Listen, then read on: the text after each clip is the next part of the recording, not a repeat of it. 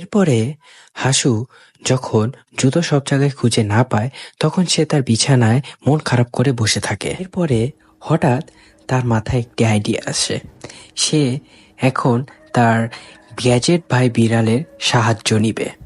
Gadget ভাই বিড়াল, যার মাথার উপরে একটি স্যাটেলাইট লাগানো আছে, সে খুব জটিল কোনো সমস্যায় পড়লে হাসুকে সাহায্য করে। এরপরে হাসু তার স্যাটেলাইট ভাই বিড়ালকে যখন তার সমস্যার কথা খুলে বলে, তখন স্যাটেলাইট বিড়াল চোখ বন্ধ করে তার জুতোটা খোঁজার চেষ্টা করে। গ্যাজেট ভাই বিড়াল তার স্যাটেলাইটের মাধ্যমে দেখতে পায় হাসুর জুতোটি হাসুর বিছানার বালিশের নিচে আছে। গ্যাজেট ভাই বিড়ালের থেকে যখন হাসু সন্ধান পায় জুতোটা কোথায় আছে, তখন সে ছুটে তার রুমে চলে যায়। গিয়ে দেখে সত্যি সত্যি তার জুতো বালিশের নিচে পড়ে আছে।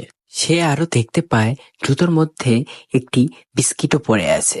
তখন তার মনে পড়ে সে বিস্কিট খেতে খেতে কখন যে ঘুমিয়ে পড়েছে এটা তার খেয়ালই ছিল না। তখন হাসু জুতোটা পেয়ে পায়ে পড়ে খুবই আনন্দিত হয়। জুতোটা পেয়ে হাসু মায়ের কাছে চলে যায় এবং মাকে গিয়ে বলে, মা দেখো, জুতোটা আমি পেয়ে গিয়েছি, আমার বিছানায় বালিশের নিচেই ছিল, এরপর থেকে আর কখনোই আমি জুতো হারাবো না। মা তখন বলে, শুধু শুধু তো আমার উপরে সন্দেহ করলি, নিজে ভুল জায়গায় রেখে অন্যের উপরে দোষ চাপিয়ে দিস।